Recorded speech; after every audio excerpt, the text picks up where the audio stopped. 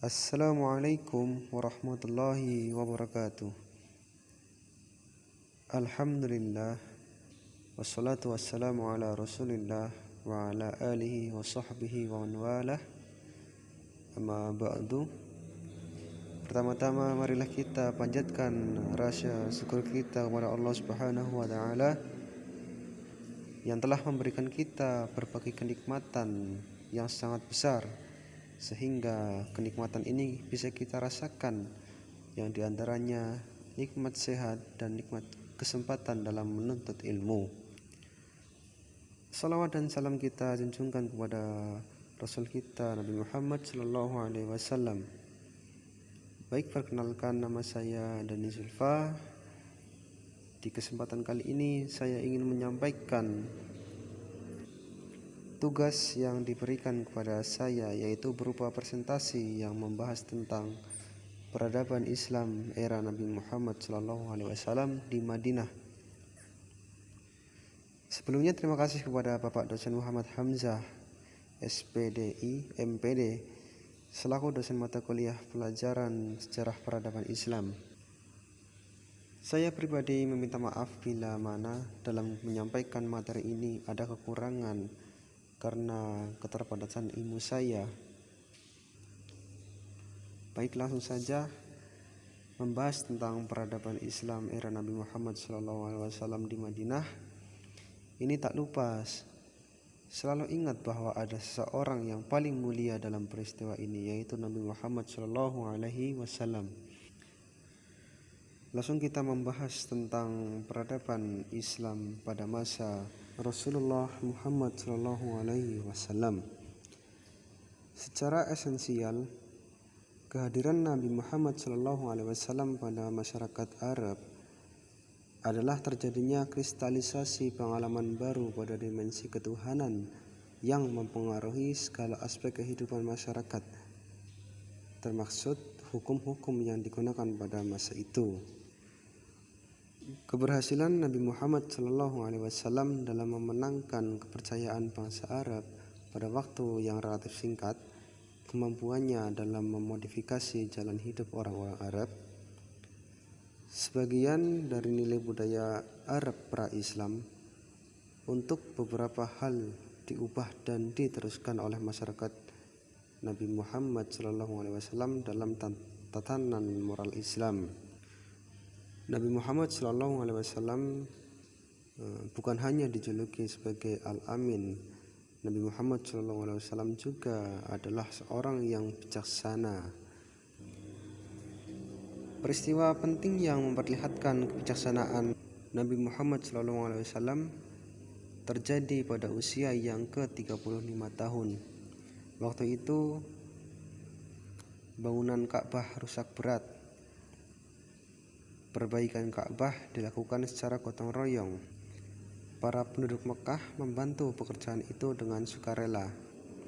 Tetapi pada saat terakhir, ketika pekerjaan tinggal mengangkat dan meletakkan Hajar Aswad di tempat yang semula, timbullah perselisihan.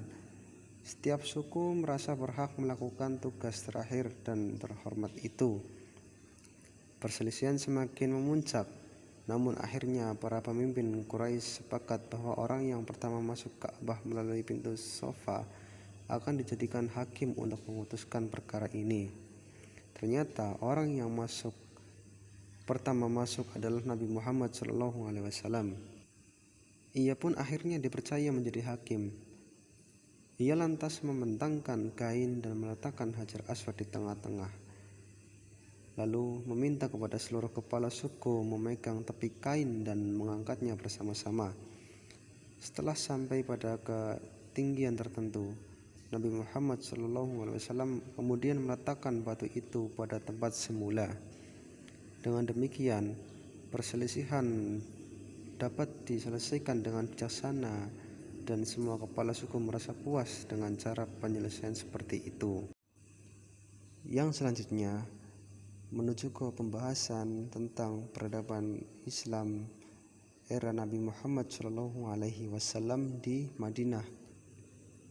Istilah hijrah terderivasi dari kata dalam bahasa Arab yaitu hajara yuhajiru hijrah, yang berarti berpindah, bergerak dari satu tempat ke tempat lain. Hijrah berarti tidak sekedar pindah tanpa sebab tertentu asal pindah, atau pindah karena pertimbangan pragmatis sekali. Istilah lain yang sering digunakan untuk hijrah adalah kata eksodus, atau pindah yang dimaksud adalah pindah karena tujuan tertentu yang diprediksi akan menjadi lebih baik. Sudah pasti ada idealisme tertentu yang mendorong seseorang untuk pindah, atau pindah karena ada tugas yang lebih berat. Bila hal tersebut dilakukan, maka seseorang yang hijrah akan menjadi lebih berpengalaman dalam hidupnya. Berarti hijrah sangat berbeda dengan kegiatan sekedar pindah. Hijrah selanjutnya tidak sebatas bergerak, atau to move atau to remove. Bisa juga yaitu to change, yang berarti berubah atau mengalami perubahan pasca pindah. Hijrah dimaksud adalah kegiatan hijrah sebagaimana dicontohkan Nabi Muhammad SAW dari kota Mekah dan kemudian menetap di Yathrib atau Madinah. Hijrahnya Nabi Muhammad SAW ke Yathrib dilatar belakangi oleh orang-orang Yathrib yang hendak melakukan ibadah haji, dan ketika mendengar seruan dakwah Nabi Muhammad SAW, mereka menyampaikan keislaman pada Bai'at Aqobah 1 dan Bai'at Aqobah 2. Tidak hanya itu, sebagian aspek yang mendesak Nabi Muhammad SAW agar memilah Yathrib sebagai tempat hijrah umat Islam. Di antara faktor hijrah Nabi ke Yathrib adalah sebagai berikut. A. Yathrib merupakan tempat yang sangat dekat. Yang B.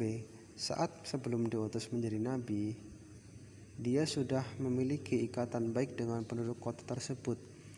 Ikatan itu berbentuk jalinan persaudaraan, sebab kakek Nabi Muhammad SAW, Abdul Muthalib, beristrikan orang Yathrib. Di samping itu, bapaknya dimakamkan di situ. C. Penduduk Yathrib telah tahu Nabi Muhammad sebab kelembutan budi pekerti serta sifat-sifatnya yang baik. Untuk diri Nabi sendiri, hijrah ialah keharusan, tidak hanya sebab perintah Allah Subhanahu wa taala. Substansi dakwah Nabi Muhammad SAW periode Madinah yaitu terlihat pada khutbah pertamanya sebagai proklamasi berdirinya negara Islam.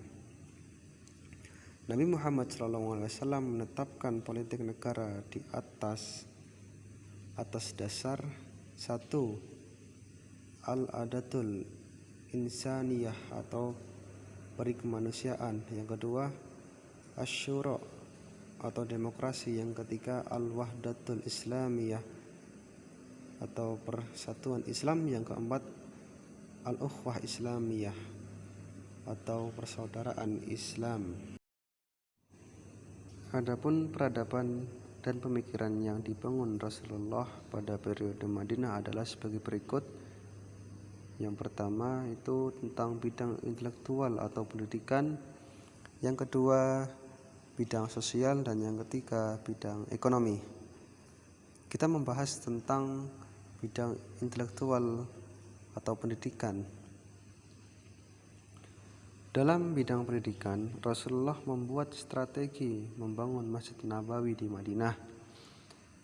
Masjid selain dijadikan sebagai tempat ibadah, akan tetapi dijadikan pula sebagai tempat untuk menerima pengajaran Islam dan bimbingan-bimbingannya.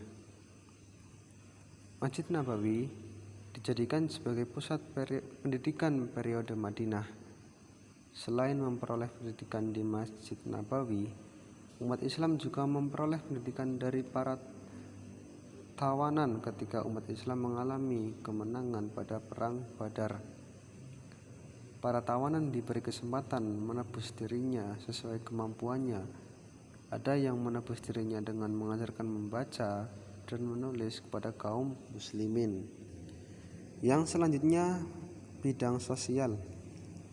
Dalam bidang sosial, sesampai di Madinah, Rasulullah Shallallahu Alaihi Wasallam, tradisi masyarakat yang sering berperang antara suku sehingga berkepanjangan berubah menjadi persatuan dalam akidah dengan diangkatnya Nabi Muhammad SAW sebagai pemimpin, membentuk hubungan baik antara sesama manusia, yaitu mempersaudarakan kaum muhajirin dan kaum ansor. Rasulullah SAW mempersaudarakan kaum muhajirin dan ansor yang terhimpun di dalamnya persatuan umat dan akidah Islamiyah yang datang kepada mereka dari Allah Subhanahu wa Ta'ala, yang Allah ditetapkan atas seluruh manusia menjadikan amal peribadatannya ikhlas karena Allah Subhanahu wa Ta'ala, tidak peruntukan kepada sesuatu yang bertentangan kecuali pada ketakwaan dan amal soleh. Yang selanjutnya yaitu bidang ekonomi. Keadaan ekonomi kota Madinah atau Yasrib ialah wilayah persawahan serta perkebunan yang jadi sandaran hidup penduduk setempat. Pemasukan terbesarnya merupakan kurma dan anggur. Kurma merupakan hasil alam yang memberi manfaat banyak bagi kehidupan mereka, di antaranya sebagai makanan, alat bangunan, pabrik, makanan hewan, bahkan seperti mata uang yang digunakan untuk tukar-menukar ketika terdesak. Kurma Madinah juga banyak macamnya. Hal ini tidak menafikan laju bisnis di kota Madinah, meski tidak semarak di kota Mekkah yang memiliki persawahan karena air yang sangat terbatas. Di kota Madinah terdapat beberapa pabrik yang sebagian besar dikelola oleh orang-orang Yahudi, Bani Qainuqa adalah kabilah Yahudi terkaya di Madinah. Meski jumlah mereka tidak banyak, Allah telah menjadikan tanah kota Madinah sangat subur, sehingga banyak sumur-sumur air yang dapat mengalir persawahan dan perkebunan dengan lancar tanpa hambatan. Walaupun demikian, kebutuhan pangan mereka tidak memadai sehingga mengimpor dari Syam semacam tepung, minyak, serta madu. Atau tidak hanya hasil alam, penduduk Madinah mempunyai hewan ternak seperti unta, sapi, kambing, serta kuda. Di Madinah ada banyak pasar yang populer, pasar Bani Qainuqa. Di situ pula ada toko minyak wangi serta macam-macam jual beli yang lain yang cocok dengan ajaran Islam ataupun tidak. Mata uang yang digunakan di Mekkah serta Madinah merupakan dirham atau dinar. Kehidupan Madinah mengalami perubahan dari waktu ke waktu. Di antaranya rumah bertingkat, terdapat halaman rumah, terdapat kursi, dan lain-lain yang mencerminkan peradaban masyarakat Madinah saat itu. Adapun sumber utama atau primer keuangan negara pada masa Rasulullah SAW periode Madinah ialah sebagai berikut. Yang pertama, pada tahun kedua Hijriah turun surat Al-Anfal dalam sebuah ayat tentang harta rampasan pesan, yang artinya 1/5 bagian merupakan untuk Allah serta Rasul-Rasulnya, serta buat saudara Rasul, anak yatim, orang yang memerlukan, serta orang yang lagi dalam ekspedisi. Yang kedua, pada tahun kedua Hijriah, sedekah fitrah diwajibkan setiap bulan Ramadan. Semua zakat adalah sedekah, sedangkan sedekah wajib disebut zakat. Dan yang ketiga, tahun keempat Hijriah, kekayaan negara diperoleh dari harta fa'i dan harta wakaf dari Bani Nadir atau salah satu suku yang tinggal di pinggir Madinah. Yang keempat, jizyah, pajak yang dibayarkan oleh orang non-muslim khususnya ahli kitab demi jaminan proteksi jiwa, harta ataupun kekayaan, ibadah, bebas dari nilai-nilai serta tidak harus militer. Besarnya jizyah merupakan 1 dinar per tahun buat orang berusia yang sanggup membayarnya. Tidak wajib uang tunai, bisa juga berbentuk benda serta jasa. Yang kelima, pada tahun ke-7 Hijriah, adanya kharaj, ialah pajak tanah dipungut dari non-muslim kala Khaybar ditaklukkan. Tanahnya diambil alih oleh orang muslim serta Anwar lamanya menawarkan buat mencerna tanah tersebut selaku pengganti sewa tanah serta bersedia membagikan sebagian hasil penciptaan kepada negara. Jumlahnya tetap yaitu setengah dari hasil produksi.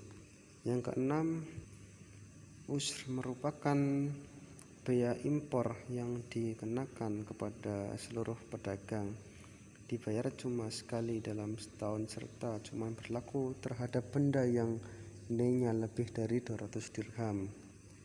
Yang ketujuh, pada tahun ke-9 Hijriah, zakat mulai diwajibkan. Dengan adanya perintah ini, mulai ditentukan para pegawai pengelolanya mereka tidak digaji secara resmi namun mendapat bayaran tertentu dari dana zakat. Sedangkan sumber keuangan negara pada masa Rasulullah SAW adalah A. Uang tebusan untuk para tawanan perang, B. Pinjaman-pinjaman atau sesudah penaklukan kota Mekah buat pembayaran uang pembebasan kalangan muslimin, khusus atas rikas harta karun temuan pada periode sebelum Islam. C. Khusus atas rikas harta karun penemuan pada periode saat sebelum Islam. Yang D. Amwal fadlah atau berasal dari harta barang kalangan muslimin yang wafat tanpa ada pewaris, ataupun berasal dari beberapa barang seorang muslim yang meninggalkan negerinya. Yang E. Nawaib, ialah pajak yang jumlahnya lumayan besar yang dibebankan pada kalangan muslimin yang kaya dalam rangka menutupi pengeluaran negeri sepanjang masa darurat, serta ini sempat terjalin pada masa perang Tabuk. Yang F. Zakat fitrah. Yang G. Wujud lain sedekah, misalnya kurban serta kafarat. Rasulullah SAW merupakan kepala negara pertama yang menghadirkan konsep baru di bidang keuangan negeri di abad ke-7, yaitu seluruh hasil pengumpulan negara wajib dikumpulkan terlebih dahulu serta setelah itu dikeluarkan sebanding kebutuhan negara.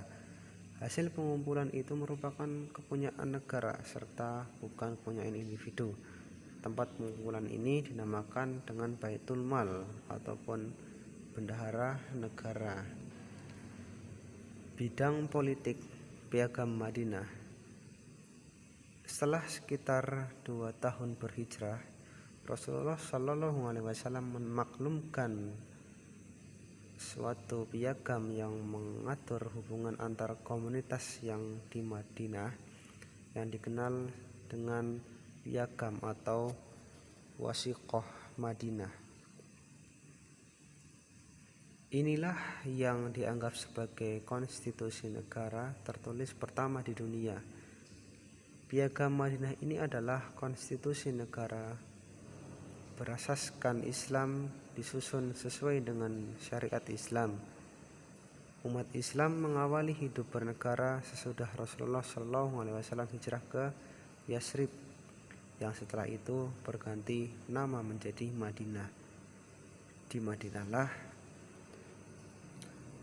awal mula lahirnya suatu komunitas Islam yang leluasa serta merdeka di bawah pemimpin Nabi Muhammad SAW. Penduduk Madinah ada 3 golongan. Yang pertama, kaum muslimin yang terdiri dari kaum muhajirin dan kaum ansor, dan ini adalah kelompok mayoritas. Kedua, kaum musyrikin, yaitu orang-orang suku Aus dan Khawarij yang belum masuk Islam. Kelompok ini minoritas. Yang ketiga, kaum Yahudi yang terdiri dari 4 kelompok. Satu kelompok tinggal di dalam kota Madinah, yaitu Banu Nunaika.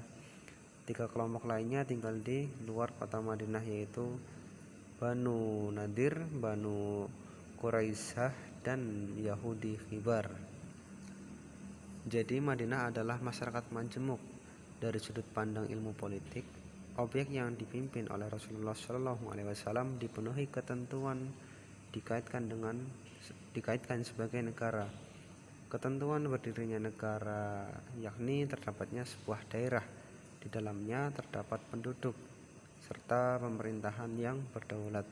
Kenyataan sejarah menunjukkan adanya elemen negara tersebut. Wasilah, setelah melalui proses baiat dan piagam Madinah, Nabi dipandang bukan saja sebagai pemimpin rohani tetapi juga sebagai kepala negara.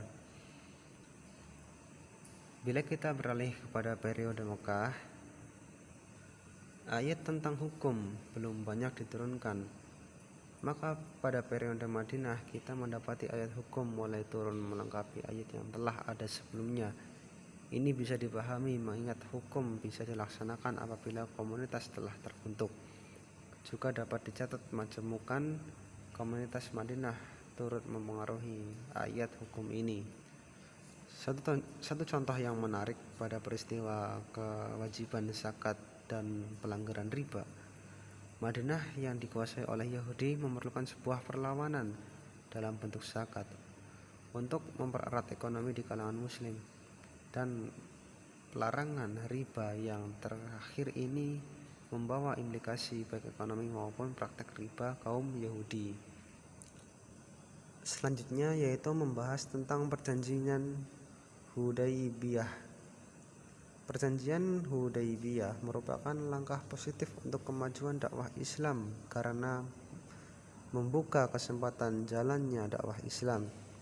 Adapun isi perjanjian Hudaybiyah antara lain: 1. Kedua belah pihak setuju mengadakan gencatan senjata sepanjang 10 tahun.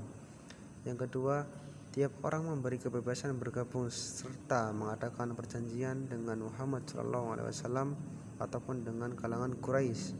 Yang ketiga, setiap orang Quraisy yang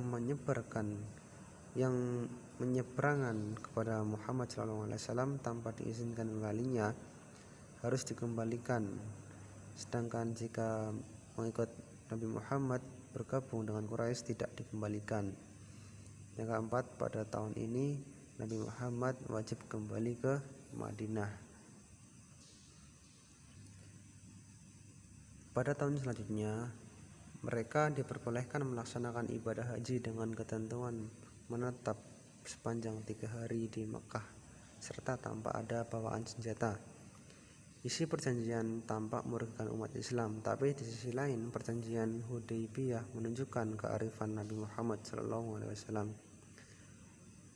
Dengan terbentuknya peluang bagi Nabi Muhammad SAW dan umat Islam, peluang tersebut antara lain legitimasi pemerintah Islam, yang kedua fokus penyebaran Islam, yang ketiga simpatik kepada kearifan Nabi Muhammad SAW, yang keempat dapat disimpulkan bahwa dari segi politik pada periode Madinah, umat Islam telah memulai kehidupan bernegara setelah Rasulullah SAW hijrah ke Yasrib. Kemudian Rasulullah SAW mengganti nama Yasrib menjadi Madinah. Kepala negara yaitu dipimpin oleh seorang Nabi Muhammad, yaitu Rasul Muhammad SAW. Kemudian dilihat dari penduduk kota, Madinah terdiri dari 3 golongan seperti yang telah dijelaskan di atas. Kondisi hukum fase Madinah berlangsung selama 10 tahun, yaitu sejak hijrahnya Nabi Muhammad SAW sampai beliau wafat pada tahun 11 Hijriah. Dalam fase ini, umat Islam berkembang pesat.